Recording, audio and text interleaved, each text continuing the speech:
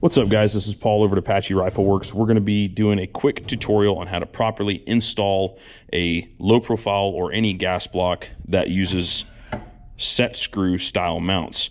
We deal with a lot of ARs that are purchased at gun shows and other places, or home built, that we have some issues with. Either they're not running right with the way the gas block is set up. Maybe the gas block is walked loose. So we're going to go through and just demonstrate how to properly install one of these the way that we do it. I'm sure there's 100 videos out there on how to do this effectively, but we're going to show you the way we do it because it works for us. So we are today going to be installing a Superlative Arms adjustable gas block. These are really nice. This little short 308 needs to have a little bit of the gas gated off to it, and so that's what we're going to install this for. So let us begin. All right, guys, first off, I have already removed the handguard off of this 308. Make sure to appropriately remove your handguard, as there's hundreds of handguard styles. Make sure also, for you safety guys out there, that your rifle is unloaded. Do not work on a loaded rifle. I happen to be using a Geisley reaction rod today. This one is, of course, specific for the 308. Love this thing. It indexes on the lugs to keep your workpiece nice and solid, and it also gives you exact torque numbers when you're going through and putting muzzle devices on and things that want to put twist on the upper receiver. So we will start by, first off, taking off the handguard, taking off the muzzle device, of course, so that you can get the gas block off. This one's already loose, so take your Allen key, loosen these off. Now, we previously installed this one. We do use red Loctite on these screws. That is our bulletproofing technique. Red Loctite can be taken off with heat, and can be taken off with other things, as long as you don't improperly torque these, which we'll get to that later. Okay, so this is loose. Now, what we like to see is, on a lot of these barrels, we like to see a small dimple here, which a lot of major barrel manufacturers are putting one of those on here. The reason we want to have that is so it properly aligns the set screw with the barrel, and the orientation of how straight this is going to be on this barrel. So once that's removed, guys, what we're going to do is we're going to take our Superlative Arms gas block, get this thing all out of the package here, and we are going to swap over this beautiful piece of kit. These guys make a great adjustable gas block. I think for guys who are really trying to dial in their gas system, Superlative Arms, check them out. What we're going to be doing is be driving out the roll pin that holds the gas tube to the gas block, which I've already partially started. Drive that out carefully. You don't want to damage it. Now, most of the time, what I recommend is go ahead and replace that if the thing doesn't fit nice and tight. Roll pins are designed as a single use. This one has been freshly installed, which we will reuse again. Again, some people say don't do that, but the installer has to use his best judgment. If that roll pin goes in and doesn't feel nice and tight, then that should be replaced. So that's my recommendation. They don't all have to be replaced, but if it doesn't feel right when it goes in, go ahead and replace it. So we're going to go ahead and pull this guy out of here, just like that. Make sure that this gas port hole is pointed in the downwards direction when oriented into your gas block. If it is in the up direction, the gas will not flow correctly. Obviously, through here, there's no port, so the gas cannot travel up through the barrel and down through the gas tube. All right, now that we have the gas tube just placed inside of your gas block, you want to make sure that the holes are aligned. The holes through the gas tube and the gas block are aligned, so you can put your pin in. Okay. Once that's done, we are going to get a roll pin holder, and we are going to start this pin in here. Now, every gas tube and every gas block fits a little different. If you're having a hard time holding the gas tube aligned in there, you may want to get a second hand. Again, everyone's a little different, so just start through. We'll tap that in.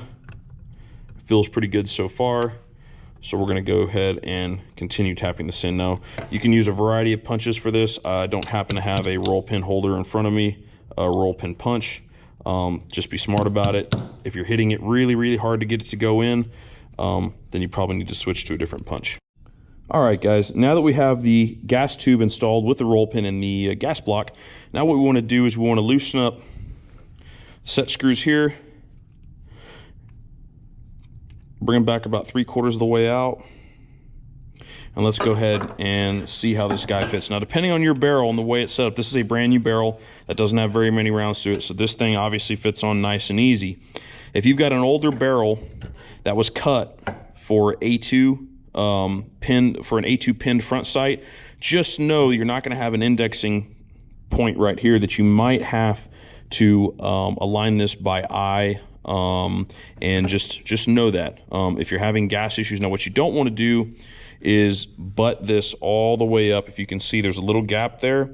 That gap is important. It just keeps everything perfectly aligned. If you butt it all the way up, then it's technically going to be aligned with the gas port slightly forwards of where it should be. So take that into consideration.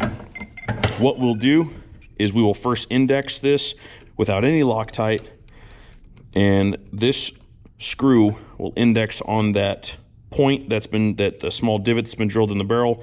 Now that this is indexed, what we want to do is go ahead and Loctite this. This gun has previously been test fired, so I know this is going to work just fine. If this is a new gun, you might want to, before you Loctite this, in case you got to remove it to do any kind of small adjustment things, you might want to test fire this before you Loctite this in place. Red Loctite is not permanent. Okay, this can be removed with a little bit of heat on this guy.